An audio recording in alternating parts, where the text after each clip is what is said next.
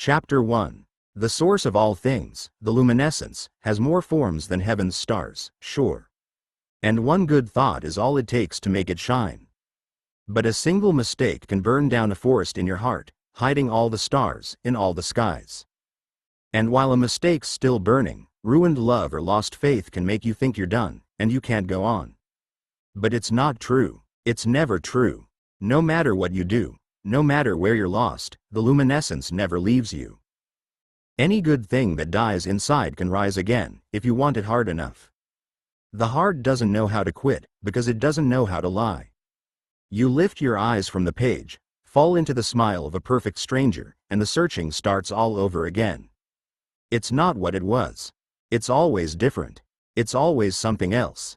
But the new forest that grows back in a scarred heart is sometimes wilder and stronger than it was before the fire. And if you stay there, in that shine within yourself, that new place for the light, forgiving everything and never giving up, sooner or later you'll always find yourself right back there where love and beauty made the world. At the beginning. The beginning. The beginning. Hey, Lynn, what a beginning to my day. Vikram shouted from somewhere in the dark, humid room. How did you find me? When did you get back?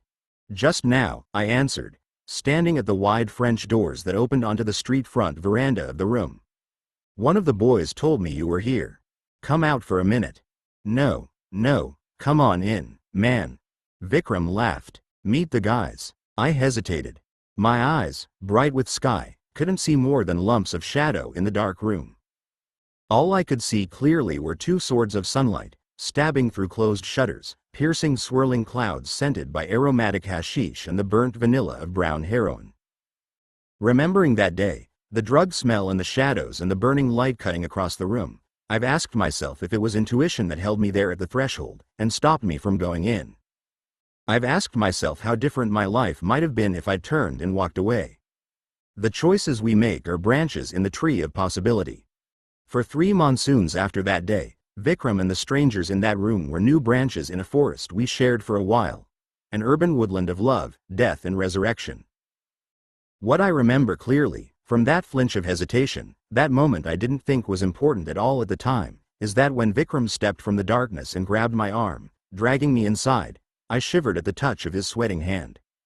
A huge bed, extending 3 meters from the left-hand wall, dominated the big rectangular room. There was a man, or a dead body, it seemed, dressed in silver pajamas and stretched out on the bed, with both hands folded across his chest. His chest, so far as I could tell, didn't rise or fall. 2 men, one on the left of the still figure, one on the right, sat on the bed and prepared chillum pipes. On the wall above, directly over the head of the dead or deeply sleeping man, was a huge painting of Zoroaster, the prophet of the Parsi faith. As my eyes adjusted to the darkness, I saw 3 large chairs, separated by 2 heavy antique chests of drawers set against the far wall opposite the veranda, with a man sitting in each of them.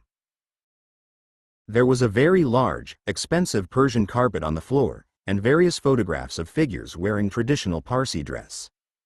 To my right, opposite the bed, a hi-fi system rested on a marble-topped dresser. 2 ceiling fans rotated just slowly enough not to irritate the clouds of smoke in the room. Vikram led me past the bed to meet the man sitting in the first of the 3 chairs. He was a foreigner, like myself, but taller. His long body and even longer legs sprawled in the chair as if he was floating in a bath. I guessed him to be about 35 years old. This is Konkanan, Vikram said, urging me forward. He's in the IRA. The hand that shook mine was warm and dry and very strong. Fuck the IRA, he said, pronouncing the first word in the accent of Northern Ireland. I'm an Ulster man, UVF, but I can't expect a heathen cunt like Vikram to understand that, can I? I liked the confident gleam in his eye. I didn't like the confident words in his mouth. I withdrew my hand, nodding to him. Don't listen to him, Vikram said. He talks a lot of weird shit, but he knows how to party like no foreigner I ever met, let me tell you. He pulled me toward the second man in the row of chairs. Just as I approached him, the young man puffed a light of hashish chillum, lit by the man from the third chair. As the flame from the matches was sucked into the pipe, a sudden burst of fire leapt from the bowl of the chillum and flared above the young man's head. Bomb Shankar. Vikram shouted, reaching out for the pipe. Lin, this is Naveen Adair. He's a private detective, honest to God. And Naveen, this is Lin, the guy I've been telling you about. He's a doctor, in the slum. The young man stood to shake my hand. You know, he said with a wry smile, I'm not much of a detective, yet. That's okay, I smiled back at him. I'm not much of a doctor, period. The third man, who'd lit the chillum, took a puff and offered me the pipe. I smiled it away, and he passed it instead to one of the men on the bed. I'm Vincent, he said, with a handshake like a big, happy puppy. Stuart Vincent. I've heard, like, a lot about you, man. Every cunt has heard about Lin, Concannon said, accepting a pipe from one of the men on the bed. Vikram goes on and on about you, like a fucking groupie. Lin this, Lin that, and Lin the other fucking thing. Tell me, have you sucked his cock yet, Vikram? Was he any good, or is it all talk? Jesus, Concannon, Vincent said. What? Concannon asked, eyes wide. What? I'm only askin' the man a question. India's still a free country, isn't it? At least, the parts where they speak English. Don't mind him, Vincent said to me, shrugging an apology. He can't help it. He has, like, asshole Tourette's or something. Stuart Vincent, an American, had a strong physique, wide, clear features and a thick shock of wind-strewn blonde hair, which gave him the look of a sea adventurer, a solo yachtsman. In fact, he was a drug dealer and a pretty successful one. I'd heard about him, just as he'd heard about me. This is Jamal, Vikram said, ignoring Vincent and Concannon and introducing me to the man sitting on the left of the bed. He imports it, rubs it, rolls it and smokes it. He's a one-man show. One-man show, Jamal repeated. He was thin, chameleon-eyed, and covered in religious amulets. I started counting them, hypnotized by holiness, and got to 5 major faiths before my eyes strayed into his smile. One-man show, I said. One-man show, he repeated. One-man show, I said. One-man show, he repeated. I would have said it again, but Vikram stopped me. This is Billy Basu, Vikram said, gesturing toward the small, very slight, cream-skinned man sitting on the other side of the still figure. Billy Basu put his palms together in a greeting, and continued to clean one of the chillum. Billy Basu is a bringer, Vikram announced. He'll bring whatever you want. Anything at all, from a girl to an ice cream. Test him. It's true. Ask him to fetch you an ice cream. He'll bring it, right now. Ask him. I don't want. Billy, go get Lin an ice cream. At once, Billy replied, putting the chillum aside. No, Billy, I said, raising a palm. I don't want an ice cream. But you love ice cream, Vikram observed. Not enough to send somebody for it, Vikram. Settle down, man. If he's gonna bring something, Concannon called from the shadows, my vote's for the ice cream and the girl. 2 girls. And he should fucking get on with it. You hear that, Billy? Vikram urged. He stepped closer to Billy, and began to drag him from the bed for the ice cream, but a voice, deep and resonant, came from the prone figure on the bed, and Vikram froze as if he was facing a gun. Vikram, the voice said. You're killing my high, man. Oh, shit, oh, shit, oh, shit. Sorry, Dennis, Vikram stuttered. I was just introducing Lin around, to all the guys, and... Lin, the figure on the bed said, opening his eyes to stare at me. They were surprisingly light, gray-colored eyes, with a velvet radiance. My name's Dennis. I'm glad to meet you. Make yourself at home. M.I. Casa, S. Su Casa. I stepped forward, shook the limp bird's wing that Dennis raised for me, and stepped back again to the foot of the bed. Dennis followed me with his eyes. His mouth settled into a gentle smile of benediction. Wow, Vincent said softly, coming to stand beside me. Dennis, man, good to see you back. Like, how was it on the other side? Quiet, Dennis intoned, still smiling at me. Very quiet, until a few moments ago. Concannon and Naveen Adair, the young detective, joined us. Everyone was staring at Dennis. This is a big honor, Lin, Vikram said. Dennis is looking at you. There was a little silence. Concannon broke it. That's nice, that is, he growled, through a toothy smile. I sit here for 6 fucking months, share my wit and wisdom, smokin' your dope and drinkin' your whiskey, and you only open your eyes twice. Lin walks in the door and you're staring at him like he was on fucking fire. What am I, Dennis, a total cunt? Like, totally, man, Vincent said quietly. Concannon laughed hard. Dennis winced. Concannon, he whispered, I love you like a friendly ghost, but you're killing my high. Sorry, Dennis lad, Concannon grinned. Lin, Dennis murmured, his head and body perfectly still, please don't think me rude. I'll have to rest now. It was a pleasure to meet you. He turned his head 1 degree toward Vikram. Vikram, he murmured, in that sonorous, rumbling basso. Please keep it down. You're killing my high, man. I'd appreciate it if you'd stop. Of course, Dennis. Sorry, Billy Basu? Dennis said softly. Yes, Dennis? Fuck the ice cream. Fuck the ice cream, Dennis? Fuck the ice cream. Nobody gets ice cream. Not today. Yes, Dennis. Are we clear on the ice cream? Fuck the ice cream, Dennis. I don't want to hear the words ice cream for at least 3 months. Yes, Dennis. Good. Now, Jamal, please make me another chillum. A big, strong one. A gigantic one. A legendary one. It would be an act of compassion, not far from a miracle. Goodbye, all and everyone, here and there. Dennis folded his hands across his chest, closed his eyes and settled into his resting state. Death-like rigidity at 5 breaths a minute. No one moved or spoke. Jamal, lip-lock urgent, prepared a legendary chillum. The room stared at Dennis. I seized Vikram by the shirt. Come on, we're outta here, I said, pulling Vikram with me out of the room. Goodbye, all and everyone, here and there. Hey, wait for me. Naveen called after us, rushing out through the French doors. Back on the street, fresh air stirred Vikram and Naveen awake. Their steps quickened, matching mine.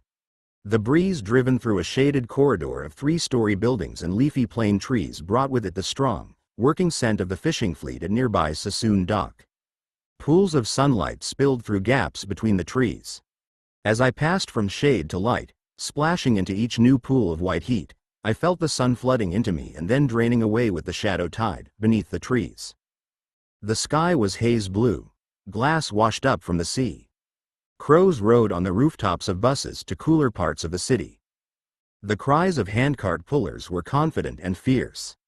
It was the kind of clear Bombay day that makes Bombay people, Mumbikers, sing out loud, and as I passed a man walking in the opposite direction, I noticed that we were both humming the same Hindi love song. That's funny, Naveen remarked. You were both on the same song, man. I smiled, and was about to sing a few more lines, as we do on blue glass Bombay days, when Vikram cut across us with a question. So, how did it go? Did you get it? One of the reasons why I don't go to Goa very often is that every time I go to Goa, someone asks me to do something down there. When I'd told Vikram, 3 weeks earlier, that I had a mission in Goa, he'd asked me to do something for him. He'd left one of his mother's wedding jewels with a loan shark, as collateral for a cash loan. It was a necklace inset with small rubies. Vikram repaid the debt, but the shark refused to return the necklace. He told him to collect it in Goa, in person. Knowing that the shark respected the Sanjay Company mafia gang I worked for, Vikram asked me to visit him.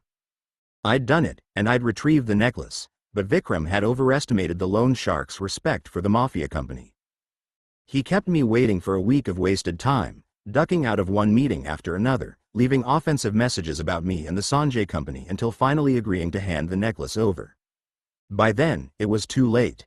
He was a shark, and the mafia company he'd insulted was a shark boat. I called in 4 local guys who worked for the Sanjay Company. We beat the gangsters that stood between him and us until they ran. We confronted the shark. He handed over the necklace. Then one of the local guys beat him, in a fair fight, and kept on beating him, in an unfair fight, until the wider point about respect was made. Well? Vikram asked. Did you get it, or not? Here, I said, taking the necklace from my jacket pocket and handing it to Vikram. Wow. You got it. I knew I could count on you. Did Danny give you any trouble? Scratch that source of loans from your list, Vikram. Thick, he said. Okay. He poured the jeweled necklace from its blue silk pouch. The rubies, fired with sunlight, bled into his cupped palms. Listen, I'm I'm gonna take this home to my mom. Right now. Can I give you guys a lift in my cab? You're going the other way, I said, as Vikram flagged down a passing cab. I'm gonna walk back to my bike at Leopold's.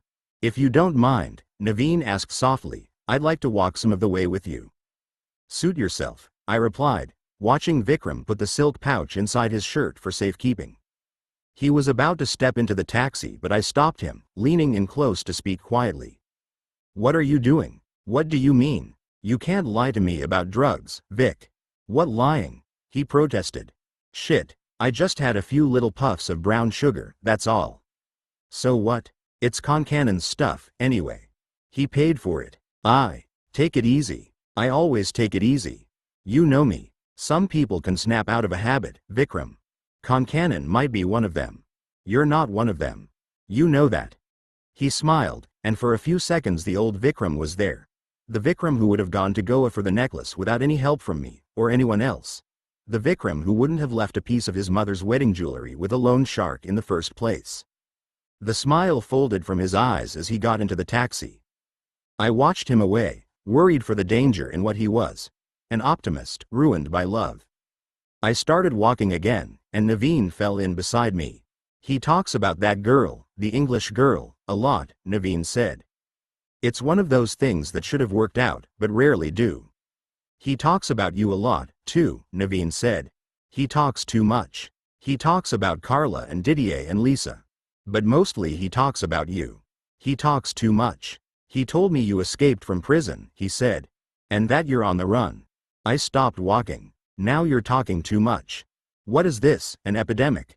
No, let me explain. You helped a friend of mine, Aslan. What? A friend of mine? What are you talking about? It was near Ballard Pier one night, late, a couple of weeks ago. You helped him out of a tight spot. A young man, running toward me through Ballard Estate after midnight, the wide street, a merchant's bluff of locked buildings on both sides, no escape when the others came, and the young man stopping, streetlights thrown tree shadows on the road, the young man standing to fight them alone, and then not alone. What about it? He died 3 days ago. I've been trying to find you, but you were in Goa. I'm taking my chance to tell you now. Tell me what? He flinched. I was hard-faced on him, because he'd talked about the prison break, and I wanted him to get to the point. He was my friend, in college, he said evenly. He liked roaming, at night, in dangerous places. Like I do. Like you do, or else you wouldn't have been there, to help him out that night. I thought, maybe, you'd like to know. Are you kidding? We were standing in thin shade. We were inches apart, while the churn of the causeway wound around us. What do you mean? You put prison escape on the table, just so you can bring me the sad tidings of Aslan's demise? Is that what you're telling me? Are you nuts, or are you really that nice? I guess, he said, hurt and getting angry, I'm really that nice. Too nice to think you'd take what I'm saying for anything but what it is. I regret that I troubled you. It's the last thing I would want to do. I apologize. I'll take my leave. I stopped him. Wait, I said. Wait. Everything about him was right. The honest stare, the confident stance, and the light in his smile. Instinct chooses her own children. My instincts liked the kid, the young man standing in front of me looking so brave and hurt. Everything about him was right, and you don't see that often. Okay, my fault, I said, raising a hand. No problem, he replied, relaxing again. So, let's go back to Vikram telling you about a prison break. See, that's the kind of information that might raise Interpol's interest, and always raises my interest. You see that, right? It wasn't a question, and he knew it. Fuck Interpol. You're a detective. Fuck detectives, too. This is the kind of information about a friend that you don't hide from a friend, when you come to know it. Didn't anybody ever teach you that? I grew up on these streets, right here, and I know that. But we're not friends. Not yet, Naveen smiled. I looked at him for a while. You like walking? I like walking and talking, he said, falling into step with me in the serpent lines of people traffic. Fuck Interpol, he said again, after a while. You really do like talking, don't you? And walking. Okay, so tell me 3 very short walking stories. Sure, fine. Walking story number 1? Dennis. You know, Naveen laughed, dodging a woman carrying a huge bundle of scrap papers on her head, That was my first time there, too. Other than what you saw with your own eyes, I can only tell you what I've heard. So heard me. His parents died. Hit him pretty hard, they say.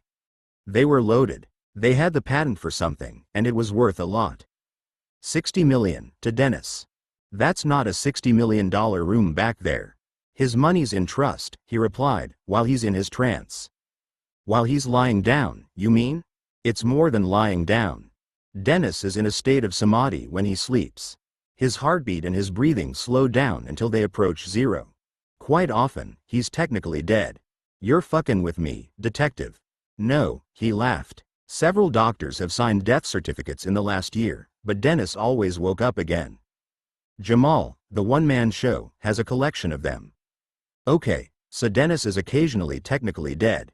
That must be tough on his priest and his accountant. While he's in his trance, Dennis's estate is managed in trust, leaving him enough to buy the apartment we just visited, and maintain himself in a manner suitable to the parameters of his trance states. Did you hear all this, or detective it? Bit of both. Well, I said, pausing a while to let a car reverse in front of us. Whatever his gig, I can truly say I never saw anyone lie down better in my life. No contest, Naveen grinned. We both thought about it for a while. Second story? Naveen asked. Concannon, I said, moving on. He boxes at my gym.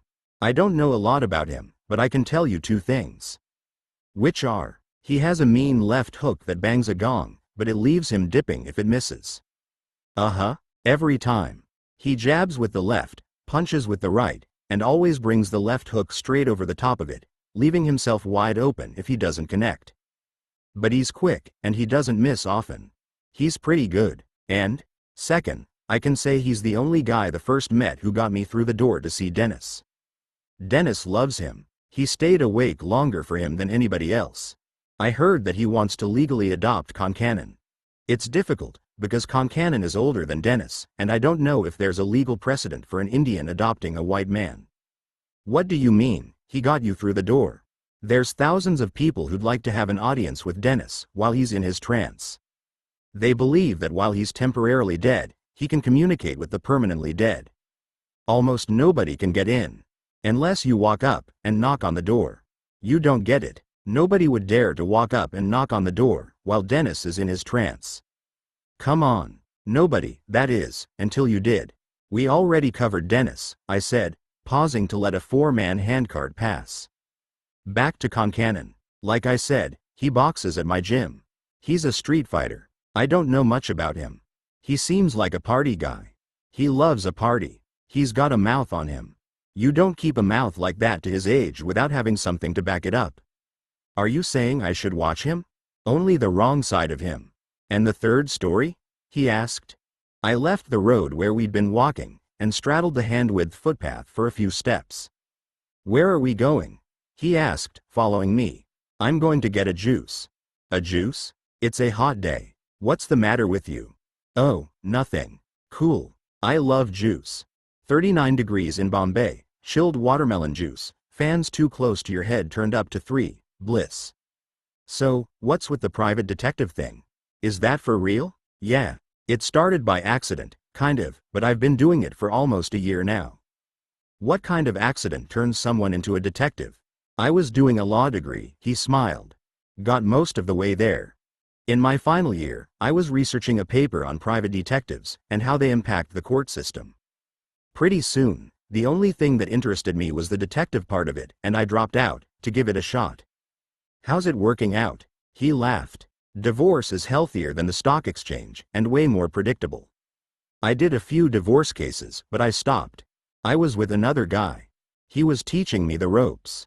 He's been scoping divorce for 35 years and still loves it. I didn't. It was always unique for the married men, having the affairs. It was always the same sad movie for me. And since you left the lush pastures of divorce? I've found 2 missing pets, a missing husband, and a missing casserole dish so far, he said. It seems that all of my clients, God bless them, are people too lazy or polite to do it for themselves. But you like it, the detective thing. You get a rush, right? You know, I think at this end of the story you get the truth. As a lawyer, you're only ever allowed a version of the truth. This is the real thing, even if it's just a stolen heirloom casserole dish. It's the real story, before everybody lies about it. Are you gonna stick with it? I don't know, he smiled, looking away again. Depends on how good I am, I guess. Or how bad you are. Or how bad I am. We're already on story number 3, I said. Naveen Adair, Indian-Irish private detective. He laughed, white teeth foaming in the wake of it, but the wave faded quickly. Not much to it, really. Naveen Adair, I pronounced. Which part kicked you in the ass more, the Indian part, or the Irish part? 2 Anglo for the Indians, he laughed, and 2 Indian for the Anglos. My father. Jagged peaks and lost valleys, for too many of us, are the lands called father. Climbing one of those peaks beside him, I waited until he crested the conversation again.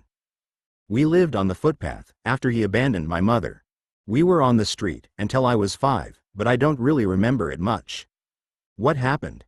He raised his gaze to the street, eyes floating on the tide of color and emotion, moving back and forth. He had tuberculosis, the young detective said. He made a will, naming my mother, and it turned out that he'd made a lot of money, somehow, so we were suddenly rich, and everything changed. He looked at me as if he'd told me too much. The fan, only inches from my head, was giving me an ice cream headache. I gestured to the waiter, and asked him to turn it down a notch. You're cold? He scoffed, his hand on the switch. Let me show you cold. He turned the fan to blizzard 5. I felt my cheeks beginning to freeze. We paid the bill and left, hearing his goodbye. Table 2, free again. I love that place, Naveen said as we left. You do? Yeah. Great juice, nasty waiters. Perfect. You and I might get along, detective. We might just get along. Chapter 2. The past, beloved enemy, has bad timing.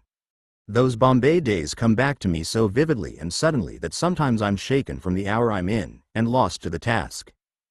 A smile, a song, and I'm back there, sleeping sunny mornings away, riding a motorcycle on a mountain road, or tied and beaten and begging fate for an even break. And I love every minute of it, every minute of friend or foe, of flight and forgiveness, every minute of life. But the past has a way of taking you to the right place at the wrong time, and that can be a storm inside. I should be bitter, I guess, after some of the things I've done, and had done to me. People tell me I should be bitter. A con once said, you'd be a top bloke, if you just had a little spite in you. But I was born without it, and I've never known spite or bitterness. I got angry and I got desperate and did bad things too often, until I stopped, but I never hated anyone, or consciously wished anyone harm, not even men who tortured me. And while a small measure of bitterness might have protected me from time to time, as it sometimes does, I've learned that sweet memories don't walk through cynical doors. And I love my memories, even when they have bad timing. Remembered minutes of sunlight staking out patches on tree-lined Bombay streets, of fearless girls flashing through traffic on scooters, of handcart pullers straining under the load but smiling, and those first memories of a young Indian-Irish detective named Naveen Adair. We walked on the road silently for a while, passing between cars and streams of people, swaying back and forth between the bicycles and handcarts in the dance of the street. In the wide doorway of the fire brigade building, a group of men in heavy navy blue uniforms chatted and laughed. Inside the firehouse there were 2 large fire trucks, shimmering sunlight from every polished red or chrome surface. An extravagantly decorated Hanuman shrine was fixed to one wall, and beside it a sign said, "If you can't stand the heat, get out of the burning building." Further along, we entered the shopping district, spilling out from the Colaba market. Glass merchants, picture framers, timber and hardware stores, electrical goods, and plumber's supplies gradually gave way to clothing, jewelry and food stores. At the wide entrance to the market itself we had to stop, as several heavy trucks made their way out into the mall of traffic on the main road. "Listen," he said as we waited. "You were right, about Vikram talking too much. But it ends with me. I'll never talk about it to anyone else but you. Never. And if you ever need me, hey, man, I'm there. That's all I'm trying to say. For Aslan, and what you did that night, if you don't want it to be for you." It wasn't the first time that I looked out from the red exile my life had become, into eyes alight with fires, burning on cliff tops of the word escape. In my fugitive years, I sometimes found fast friendship in the song of rebellion, in the loyalty others pledged to my escape from the system, as much as to me. They wanted me to stay free, in part, because they wanted someone to escape and stay free. I smiled at Naveen. It wasn't the first or last time I went with the river inside. How do you do? I said, offering my hand. I'm Lynn. I'm not a doctor in the slum. Pleased to meet you, Naveen replied, shaking my hand. I'm Naveen, and thank you. It's always good to know who's not the doctor. And who's not the police, I added. How about a drink? Don't mind if we do, he replied graciously. Just at that moment I had the sense of someone standing too close to my back. I turned hard. Hang about. Gemini George protested. Easy does it with the shirt, mate. That's 50% of my wardrobe, I'll have you know. I could feel the bones of his thin body against my knuckles as I released my grip. Sorry, man, I said, straightening the front of his shirt. Creepin' up on people like that. Should know better, Gemini. It'll end in tears one day. My fault, mate, Gemini George apologized, looking around nervously. Got a bit of a problem like, you know? I put my hand in my pocket, but Gemini stopped me. Not that sort of problem, mate. Well, to be honest, that is a problem, but it's such a constant problem, you know, bein' broke, that it's become more of a metacultural statement, sort of a grim but compelling penury soundtrack, know what I mean? No, man, I said, handing him some money. What's the problem? Can you wait? I'll just get Scorpio. Sure. Gemini looked left and right. You'll wait? I nodded and he ducked away past a nearby stall that offered small marble figures of gods for sale. Mind if I hang with you? Naveen asked. No problem, I said. No secrets are safe with Gemini and Scorpio, especially their own. They could have their own radio station. I'd listen, if they did. Moments later Gemini reappeared, dragging the reluctant Scorpio with him. The Zodiac George, one George from South London and the other from Canada, were inseparable street guys. They were mildly addicted to 7 drugs, and completely addicted to one another. They slept in a relatively comfortable warehouse doorway, and made a living running errands, sourcing drugs for foreign customers, and occasionally selling information to gangsters. They bickered and fought from the first yawn to the last stumble into sleep, but they loved each other, and were so constant in their friendship that everyone who knew them loved the Zodiac George for it. Gemini George from London, and Scorpio George from Canada. Sorry, Lynn, Scorpio mumbled, when Gemini dragged him close. I was undercover, like.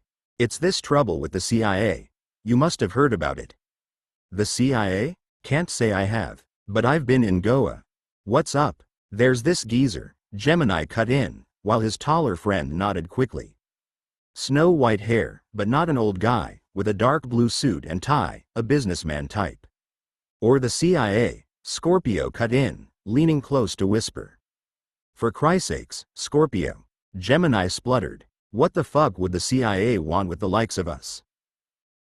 They have these machines that can read our minds, Scorpio whispered, even through walls. If they can read our minds, there's no point whisperin', is there? Gemini demanded. Maybe they already programmed us to whisper, while they read our minds. If they read your mind, they'll run screamin' through the streets, you fucking twat. It's a wonder I don't run screamin' through the streets and all, innit? There was no reliable map of the sidetracks the Zodiac George took when argument meandered, and no time limit. I usually liked it, but not always. Tell me about the white-haired guy in the suit. We don't know who he is, Lynn, Gemini said, returning to the moment.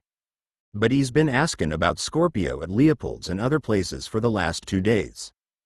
It's the CIA, Scorpio repeated, his eyes looking for somewhere to hide. Gemini looked at me, his face crying, why was I born? He tried to be patient. He took a breath. It didn't work. If it's the CIA, and they can read our minds, he shouted at Scorpio through clenched teeth, they'd hardly be going round asking questions about us, would they? They'd just walk right up, tap us on the shoulder and say, hey. We just read your mind, old son, with our mind-reading machine, and we didn't have to ask questions about you, or follow you around, because we have mind-reading machines that read people's minds, because we're the fucking CIA, wouldn't they? Wouldn't they? Well, was he asking after you by name? Naveen asked, his young face serious. And is he asking after both of you, or just Scorpio? Both men looked at Naveen. This is Naveen Adair, I said. He's a private detective. There was a pause. Fucking hell, Gemini muttered. Not very private, is it? Goin' round announcin' it, right here in the fruit and vegetable market? That's more like a public detective, innit? Naveen laughed. You didn't answer my questions, he said. There was another pause. What kind of detective is he? Scorpio asked suspiciously. He's a detective, I said. It's like a priest, you pay once. Answer the questions, Scorpio. You know, Scorpio said, looking at Naveen thoughtfully, come to think of it, the guy has only been asking after me, not Gemini. Where's he staying? Naveen asked. We don't know yet, Gemini said. We didn't take it seriously at first. But now, it's been 2 days. It's starting to get a bit spooky for Scorpio, and he's spooked enough, know what I mean? One of the street boys has been following the white-haired geezer today, and we should know where he's staying pretty soon. If you want, I'll look into it, Naveen said softly. Gemini and Scorpio looked at me. I shrugged. Yeah, Scorpio agreed quickly. Hell, yeah. Please try to find out who this guy is, if you can. We've got to get to the bottom of this, Gemini added fervently. Scorpio's got me so aggravated, I woke up with me hands around me own neck, this morning. It's come to a pretty pass, when a man strangles himself in his own sleep. What should we do now? Scorpio asked. Stay out of sight, as much as possible, Naveen said. Let Lynn know, if you find out where the guy's staying. Or leave a message for me at the Natraj building, on Merweather. Naveen Adair. There was a little silence while the Zodiac George looked at one another, then at Naveen, then back at me. Sounds like a plan, I said, shaking hands with Gemini. The money I'd given him was enough for at least 2 of their favorite drugs, a few soft days in a rough hotel, clean clothes from their frequently unpaid laundryman, and a diet of the Bengali desserts they loved. They wriggled into the camouflage of the crowded street, Scorpio stooping to put his head beside the Londoners as they walked. What do you make of it? I asked Naveen. I'm smelling lawyer, he replied carefully. I'll see what pops up from the toaster. I can't guarantee a result. I'm an amateur, remember. An amateur is anyone who hasn't learned how not to do it, I said. Not bad. Is that a quote? It is. Who said it? A woman I know. What's it to you? Can I meet her? No. Please. What is it with you and meeting hard to meet people? It was Carla, wasn't it? An amateur is anyone who hasn't learned how not to do it. Nice. I stopped, standing close to him. Let's make a deal, I said. You don't mention Carla again, to me. That's not a deal, he said, smiling easily. Glad you understand. We were not minding if we do have a drink, remember? We walked into Leopold's beer and curry-scented cave. It was late afternoon, the lull before the storm of tourists, drug dealers, black marketers, racketeers, actors, students, gangsters, and good girls with an eye for bad boys squalled in through the wide arches to shout, eat, drink and chance their souls on the wet roulette of Leopold's 30 restaurant tables. It was Didier's favorite time in the bar, nudging out second place, which was every other hour that the bar was open, and I found him sitting alone at his regular table, set against the back wall, with a clear view of all 3 entrances. He was reading a newspaper, holding the pages at arm's length. Holy shit, Didier, a newspaper. You should warn people about a shock like that. I turned to the waiter, un pony mostly named Sweetie, who was loitering with intent, his pink name tag loitering sideways on his jacket. What's the matter with you, Sweetie? You should have put a sign outside, or something. Fuck you very much, Sweetie replied, shifting a match from one side of his mouth to the other with his tongue. Didier tossed the newspaper aside, and hugged me. You wear the sun well, he said. He held me for a moment, examining me with forensic thoroughness. You look like the standout. That is the expression? Not the star actor, but the one who takes all the punishment. The expression is stand in, but I'll take stand out. Say hello to another standout, Naveen Adair. Ah, the detective, Didier said, shaking hands warmly, and running a professional eye over Naveen's tall, athletic frame. I've heard all about you, from my journalist friend, Kavita Singh. She covered you, too, Naveen replied with a smile. And may I say, it's an honor to meet the man behind all the stories. I did not expect a young man of such impeccable manners, Didier responded quickly, gesturing toward the chairs and signaling to Sweetie. What will you have? Beers? Sweetie. 3 very chilled beers, please. Fuck you very much, Sweetie mumbled, his end of shift slippers dragging to the kitchen. He's a repellent brute, Didier said, watching Sweetie leave. But I feel myself strangely drawn to the effortlessness of his misery. We were 3 men at the table, but we all sat in a line with our backs to the wall, facing across the scatter of tables to the wide arches, open to the street. Didier let his eyes rove around the restaurant, a castaway, scanning the horizon. Well, he said, inclining his head toward me. The adventure in Goa? I took a small package of letters wrapped in blue ribbons from my pocket and handed it across. Didier took the bundle and cradled it in his palms for a moment, as if it were an injured bird. Did you have to beat him for them? He asked me, still staring at the letters. No. Oh, he sighed, looking up quickly. Should I have? No, of course not, Didier explained, sniffing back a tear. Didier could not pay for such a thing. You didn't pay me at all. Technically, in paying nothing, I am still paying. Am I right, Naveen? I have no idea what you're talking about, Naveen replied. So, of course, I agree with everything. It's just, Didier sniffed, looking at the letters, I rather thought he might have put up some little fight, perhaps, to keep my love letters. Some show of lingering affection. I recalled the look of simian hatred on the face of Gustavo, Didier's ex-lover, as he screamed curses on Didier's genitals, and hurled the little bundle of letters into a rubbish pit below the back window of his bungalow. I had to pierce his ear with my thumbnail to make him climb into the pit, retrieve the letters, wipe them clean and hand them to me. No, I said, affection has moved on. Well, thank you, Lynn, Didier sighed, putting the letters in his lap as the beers arrived. I would have gone down there myself to get the letters, but for that little matter of the outstanding arrest warrant in my name, in Goa. You've gotta keep track of these warrants, Didier, I said. I can't keep up. You could paper a room with my fake yellow slips. It's wearing me out, clearing you of all charges. But there are only 4 outstanding arrest warrants in all of India, Lynn. Only 4? At one time, it was 9. I think it must be that I am becoming reformed, Didier puffed, curling his lips at the distasteful word. A slander, Naveen observed. Why, thank you. You are a very agreeable young man. Do you like guns? I'm not good with relationships, Naveen answered, finishing his beer and standing. I can only bond with the gun in my hand. I can help you with that, Didier laughed. I'll bet you can, Naveen laughed back. Lynn, that guy in the suit, the one following the Zodiac George, I'll look into it and get back to you here. Be careful, we don't know what this is, yet. It's cool, he smiled, all fearless, immortal youth. I'll take my leave. Didier, it has been a pleasure and an honor. Goodbye. We watched him out into the early evening haze.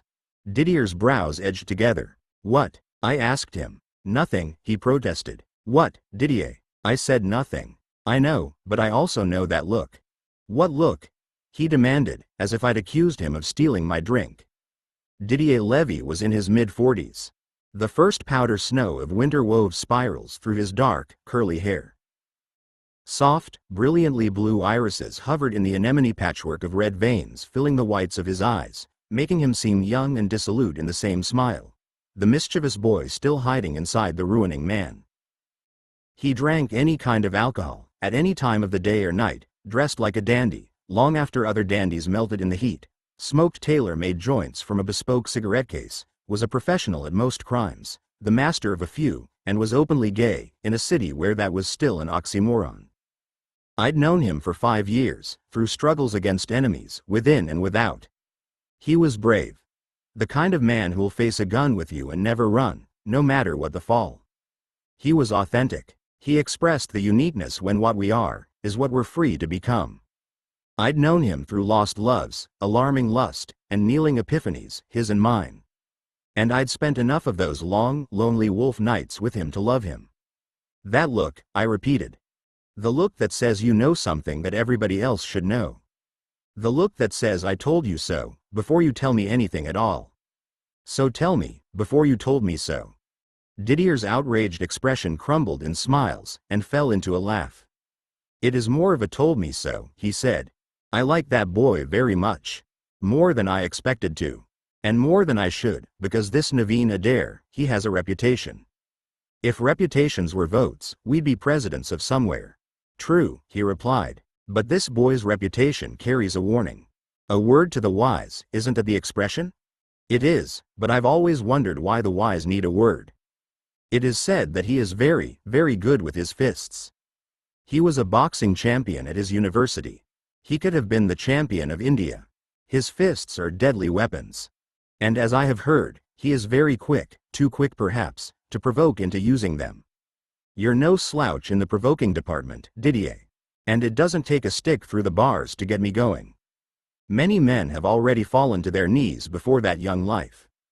It is not a good thing, in a man so young, to see so much submission. There is a lot of blood behind that charming young smile. There's a lot of blood behind your charming smile, my friend." "Thank you," he nodded, accepting the compliment with a little toss of the graying curls. "I'm simply saying that from what I have heard, I would very much prefer to shoot that handsome young fellow than to fight him." "Then it's a lucky thing you carry a gun. I'm, if you'll excuse the lapse, being serious, Lynn, and you know how much contempt I have for serious things. I'll keep it in mind.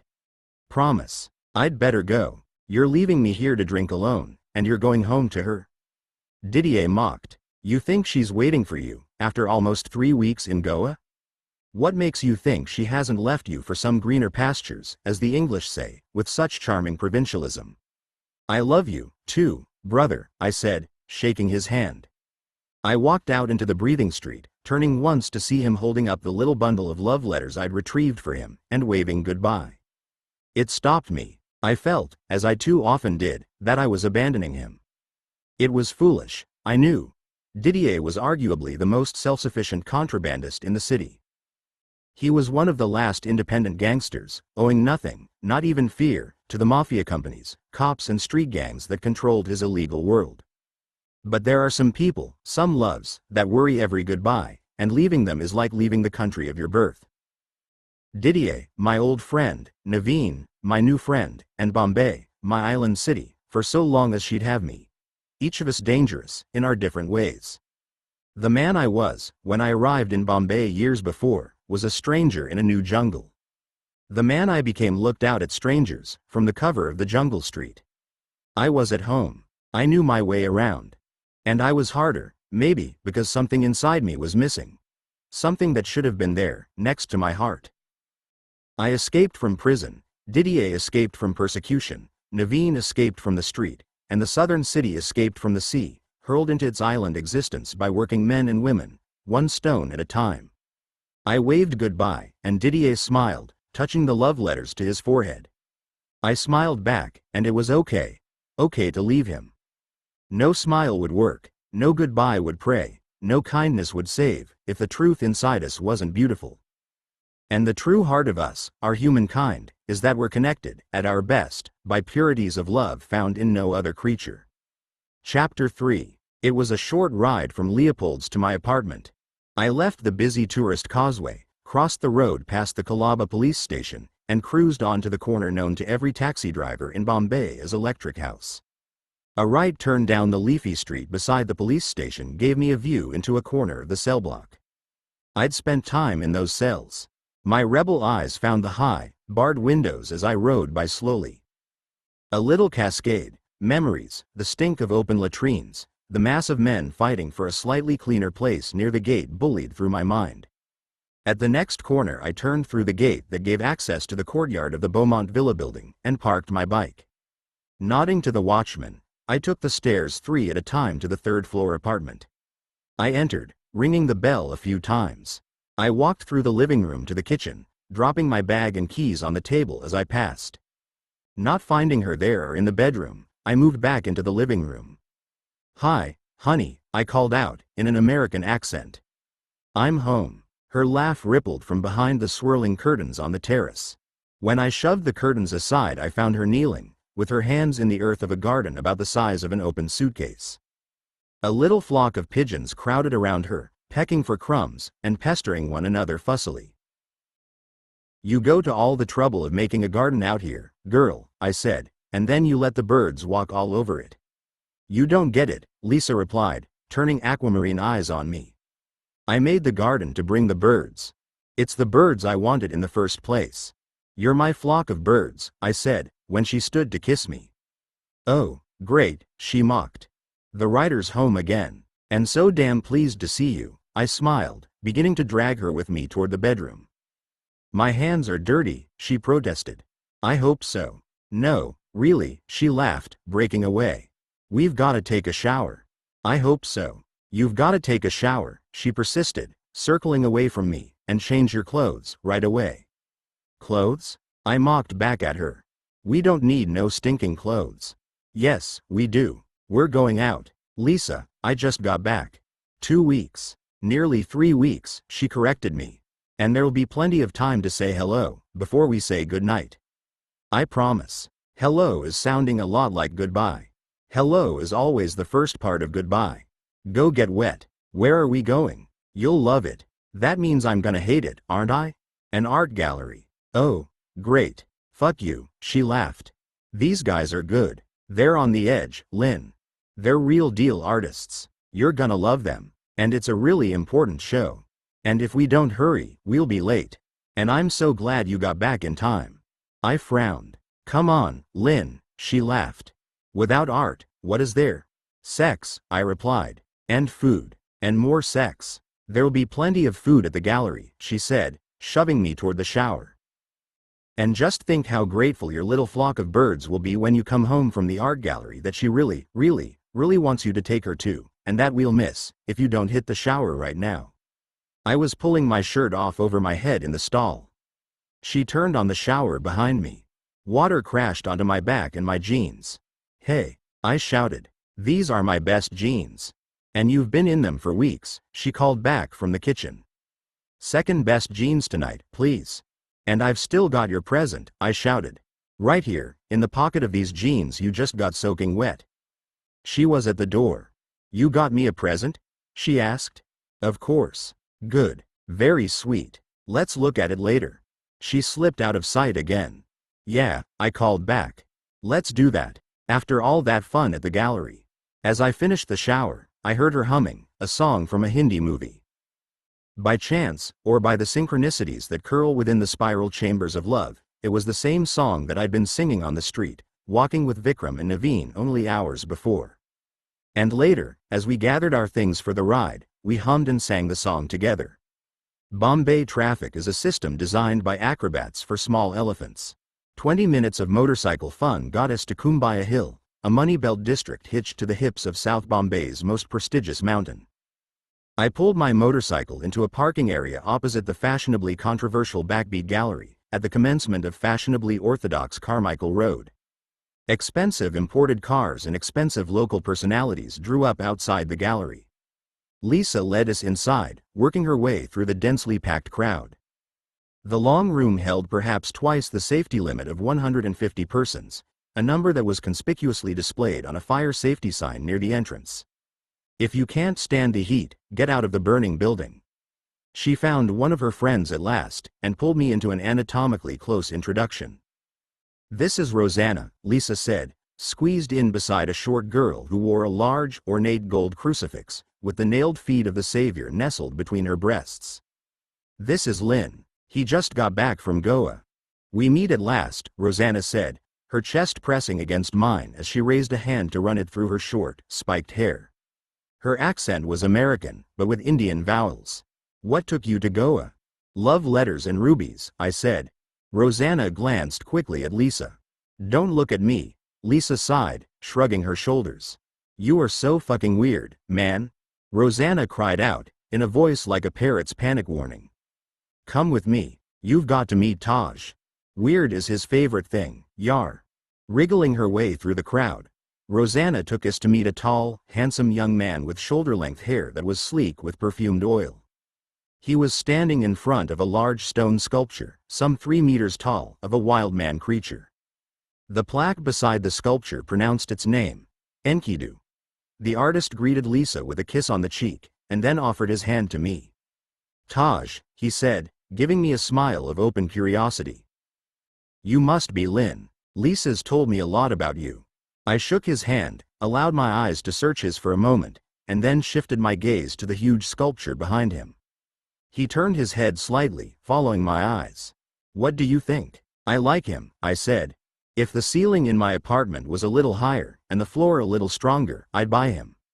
"Thanks," he laughed. He reached upwards to put a hand on the chest of the stone warrior. "I really don't know what he is. I just had a compulsion to see him, standing in front of me. It's not any more complicated than that. No metaphor or psychology or anything. Goethe said that all things are metaphors." "That's pretty good," he said, laughing again, the soft bark brown eyes swimming with light. "Can I quote that? I might print it out, and put it beside my friend here. It might help me to sell him." "Of course. Writers never really die until people stop quoting them." "That's quite enough for this corner," Rosanna interrupted, seizing my arm. "Now, come see some of my work." She guided Lisa and me through the smoking, drinking, laughing, shouting crowd to the wall opposite the tall sculpture. Spanning half the long wall at eye level was a series of plaster reliefs. The panels had been painted to mimic a classical bronze finish, and told a story in consecutive panels.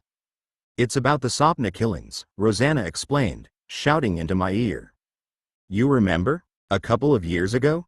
This crazy guy was telling servants to rise up against their rich masters, and kill them. You remember? It was in all the papers." I remembered the Sapna killings. And I knew the truth of the story better than Rosanna did, and better than most in the island city of Bombay. I walked slowly from panel to panel, examining the long tableaus depicting figures from the public story of Sapna. I felt light-headed and off balance. They were stories of men I'd known. Men who'd killed, and died, and had finally become tiny figures fixed in an artist's frieze. Lisa pulled on my sleeve. "What is it, Lisa? Let's go to the green room," she shouted. Okay. We followed Rosanna through a leafy hedge of kisses and outstretched arms as she hooted and screeched her way to the back of the gallery. She tapped on the door with a little rhythmic signal. When the door opened, she pushed us through into a dark room illuminated by red motorcycle lights strung on heavy cables. The room held about 20 people, sitting on chairs, couches and the floor. It was much quieter there. The girl who approached me, offering a joint, spoke in a throaty whisper that ran a hand through my short hair. "You want to get fucked up?" she asked rhetorically, offering the joint in her supernaturally long fingers. "You're too late," Lisa cut in quickly, taking the joint. "Fate beat you to it, Anush." She puffed the joint and passed it back to the girl. "This is Anushka," Lisa said. As we shook hands, Anushka's long fingers closed all the way around my palm. "Anushka's a performance artist," Lisa said. "You don't say." "I did say." Anushka leaned in close to kiss me softly on the neck, the fingers of one hand cupping the back of my head. "Tell me when to stop," she whispered. As she kissed my neck, I slowly turned my head until my eyes met Lisa's. "You know, Lisa, you were right. I do like your friends. And I am having fun at the gallery, even though I thought I wouldn't." "Okay," Lisa said, pulling Anushka away. "Show's over. Encore." I tried. "No encores," Lisa said, bringing me to sit on the floor beside a man in his 30s. His head was shaved to a bright polish, and he wore a burnt orange kurta pajama set. "This is Rish. He mounted the exhibition, and he's exhibiting work as well. Rish, this is Lin." "Hey, man," Rish said, shaking hands. "How do you like the show?" "The performance art is outstanding," I replied, looking around to see Anushka leaning in to bite an unresisting victim. Lisa slapped me hard on the arm. "I'm kidding. It's all good. And you got a big crowd. Congratulations. Hope they're in a buying mood," Lisa said, thinking out loud. "If they're not, Anushka could convince them." Lisa slapped me on the arm again. "Or you could always get Lisa to slap them." "We were lucky," Rish smiled, offering me the joint. "No thanks. Never when I've got a passenger." "Lucky how? It almost didn't happen. Did you see the big ram painting? The orange one?" The large, mainly orange-colored painting was hanging next to the stone sculpture of Enkidu. I hadn't immediately realized that the striking central figure was a representation of the Hindu god. The moral police from the lunatic religious right, Rish said. The Spear of Karma, they call themselves. They heard about the painting and tried to shut us down. We got in touch with Taja's dad. He's a top lawyer and connected to the chief minister. He got a court order allowing us to put the show on. Who painted it? I did, Rish said.